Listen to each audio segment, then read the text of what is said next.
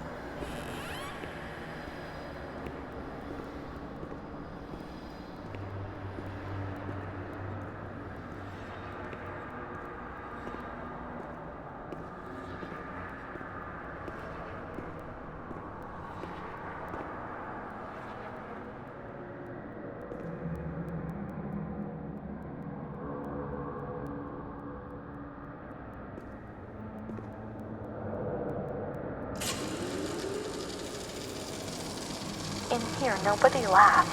I mean, really laughs. Not those crazy fools who laugh because people say they are mad. I don't know why, because they do really laugh. They say that I'm mad too, but I never feel like laughing.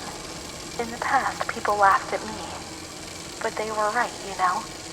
You can't always cry, and people laugh when they are afraid, don't they? It happened to you, not to me, better so. In short, they do that to show that they're happy. You oughtn't to be offended because it's true, and deep down it's just like having pity, so to speak. But then you think about yourself, and so you laugh to say that it's okay. Everything will get better, that it's all shit. It's all shit, this place. You're not trying to tell me that it's not true, right? An intelligent person, educated, not like me. And if I can see that it's a load of shit, just imagine how much better you understand. No, come on.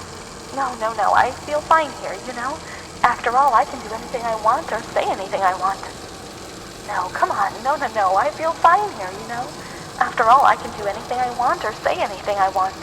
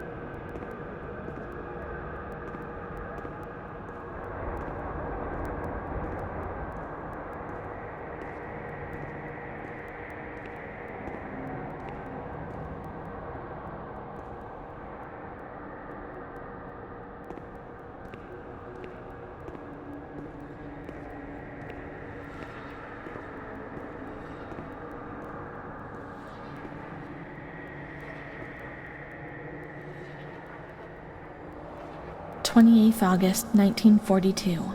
We hereby communicate the death of Ada T., mother of Renee T., a patient in your institution. No known relative. Sincerely yours, Onofrio P. I've nobody left in the world.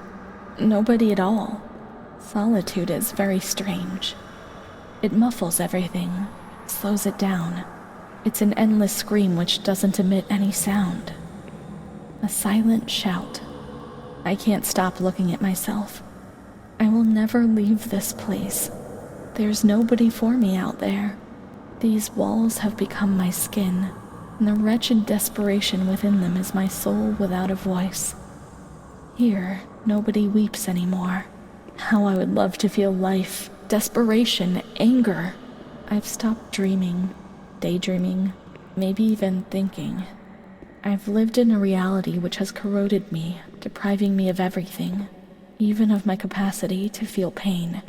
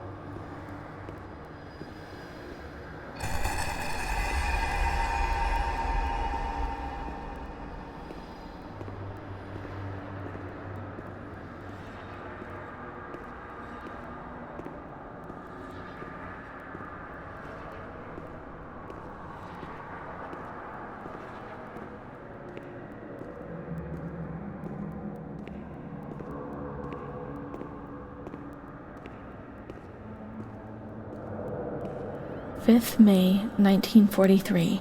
Renee's in a good state of health. She eats and speaks, is orientated in space and time. Therapy suspended. 3rd December. She asks reasonably if she can leave the hospital. Evaluate patient for 6 months.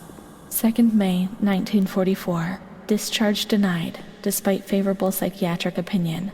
The patient has no home or means of support. 4th May. The reasons why discharge is impossible are explained, and in this manner Renee learns of her mother's death 2 years after the fact. 5th May. During the night she tried to kill herself by hanging herself with a sheet, saved by the nurses. Restrained to her bed, she once more tries to kill herself by suffocation. It is decided to perform a transorbital lobotomy.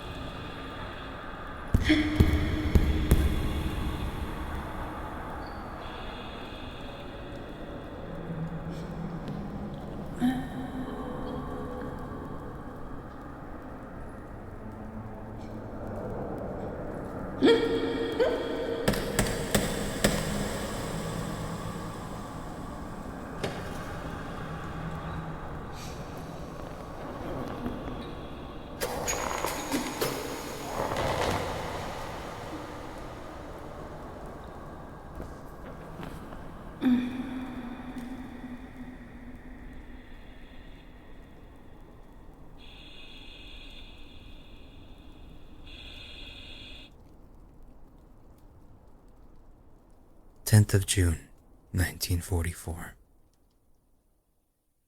Operation successful. Patient tranquil and collaborative.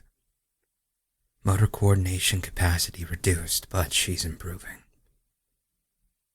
Transferred to the Tranquil department in the care of Dr. B. 25th of October. Continues to talk about Amara and her doll, Charlotte. The disturbances of motor capacity show slight signs of improvement. Difficulty walking, not capable of riding, and the nurses report that they have to help her dress, wash, and feed herself. In the summer of 1944, Renee was transferred back into my department. Aware of little, indifferent, hardly ever spoke. One day, she said, "When I find the courage to look at myself in the mirror, I see a young face which is aged and looks at me full of fear." She is a woman now who has changed profoundly compared to the girl that I had under my care several years ago. Only the sadness of her gaze and her intelligence are unchanged. She's so young, just 23 years old, but is lacking all vitality. Perhaps her condition may improve, but probably not. Her life has been thrown away, and nobody did a thing to try to avoid this.